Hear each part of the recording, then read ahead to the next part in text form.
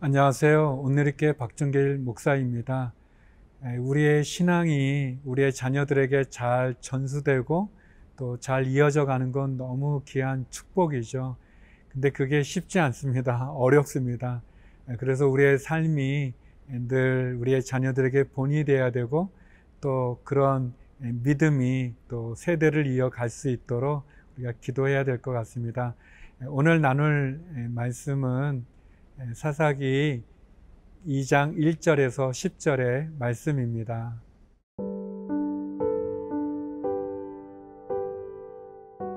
사사기 2장 1절에서 10절 말씀입니다.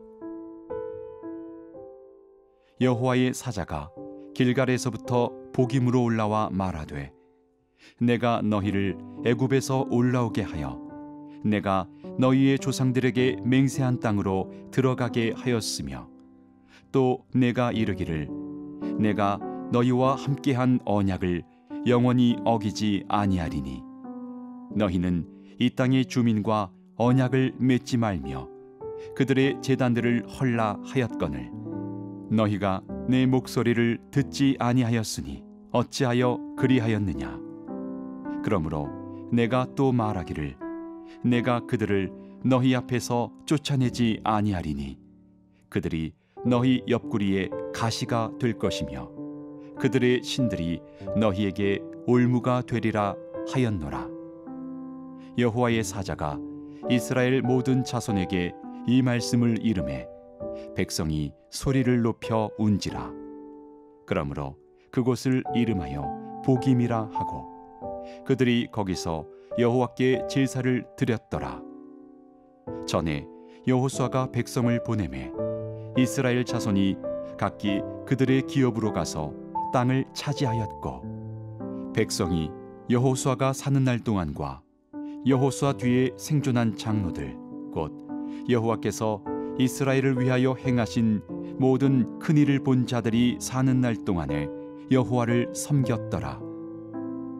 여호와의 종 눈의 아들 여호수아가 110세에 죽음에 무리가 그의 기업의 경내 에브라임 산지 가스산 북쪽 딥낫 헤레스에 장사하였고, 그 세대의 사람도 다 그 조상들에게로 돌아갔고, 그 후에 일어난 다른 세대는 여호와를 알지 못하며 여호와께서 이스라엘을 위하여 행하신 일도 알지 못하였더라.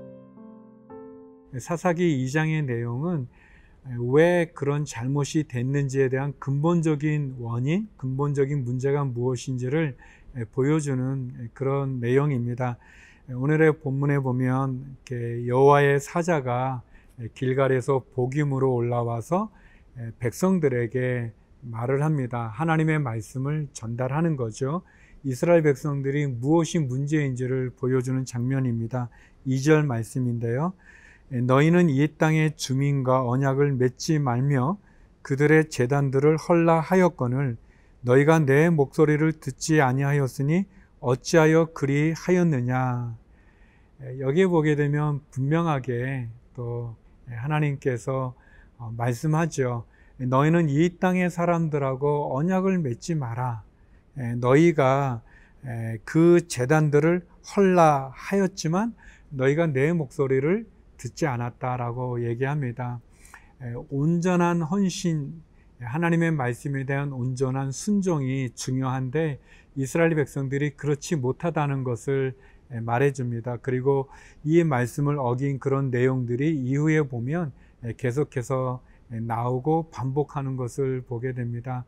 사랑하는 성도 여러분, 우리가 하나님의 말씀을 많이 알지 못한다 할지라도 내가 아는 하나님의 말씀 한두 가지라도 정확하게 지키고 순종하는 게 우리에게 필요합니다.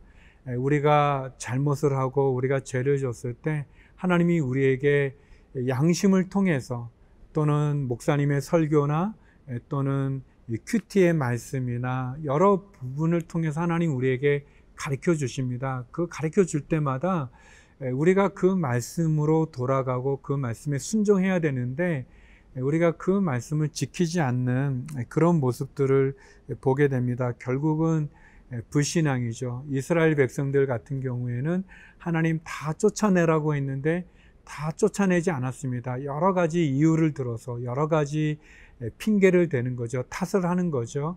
그러나 분명한 것은 하나님께서 하나님의 말씀에 불순종한 사람들을 받아주지 않는다는 겁니다. 결국은 심판을 받게 되고 결국은 어려움에 처하게 되죠. 여기 보게 되면 그들이 너희 옆구리에 가시가 되고 올무가 된다고 얘기했습니다. 그래서 4절에 보면 그들이 이 복임이라는 곳에서 막 눈물을 흘리죠. 회개합니다. 그리고 제단을 쌓습니다. 그런데 우리가 아는 것처럼 이스라엘 백성들은 이때는 또 이런 모습을 보여주지만 그러나 그들은 또 불순종하게 되고 하나님 말씀 지키지 않죠. 성도 여러분, 우리가 하나님 앞에 눈물을 흘리고 뜨겁게 예배를 드린다고 할지라도 그 예배가 진정 우리가 하나님 앞에 온전한 헌신이 아니라면, 그리고 우리가 하나님 앞에 결국은 바로 서지 않으면 우리가 드리는 그런 눈물 또 그런 예배, 그런 것은 볼품 없습니다. 어떻게 보면 삶의 진정한 변화가 없는 감정적인 그러한 충동적인 기도나 예배가 우리를 바로 돌이키게 해주지는 않습니다. 우리가 진정한 변화를 얻는 것, 하나님의 말씀으로 돌아가야 됩니다. 하나님 앞에 진정한 충성을 다해야 될 것입니다.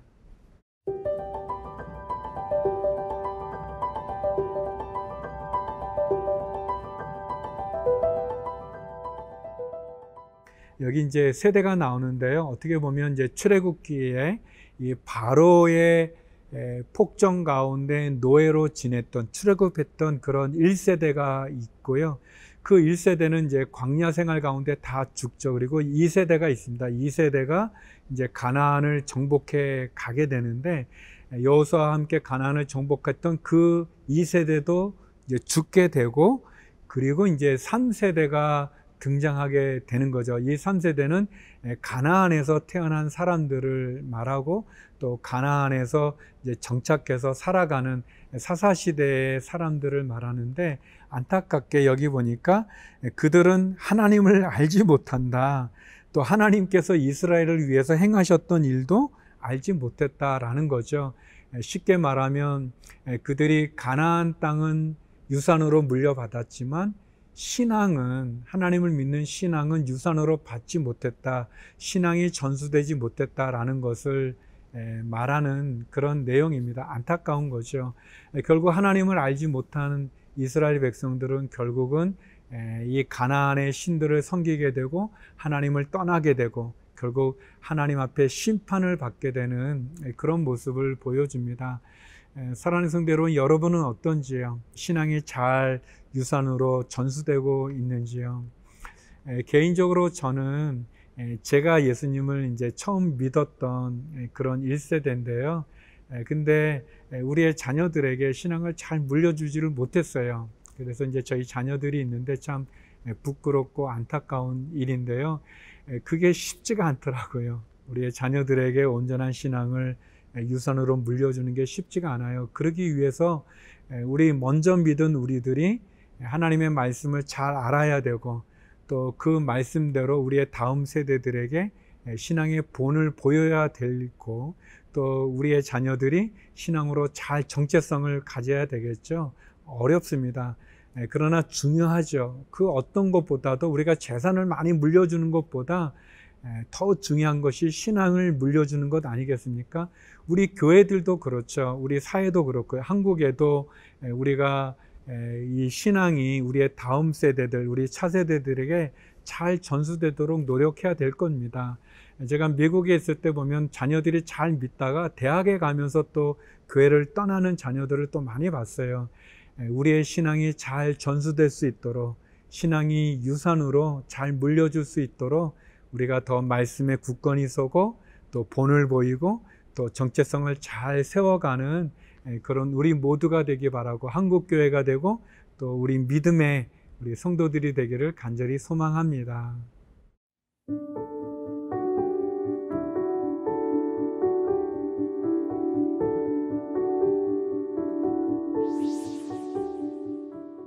사랑의 하나님, 우리의 자녀들에게 신앙을 잘 물려줄 수 있는 저희 신앙의 명문 가문을 세워가는 저희들이 되게 하여 주옵소서. 병상의 한우들을 긍휼히 여겨 주시고 경제적인 어려움에 처한 성도들에게 하늘의 창고를 열어 주옵소서.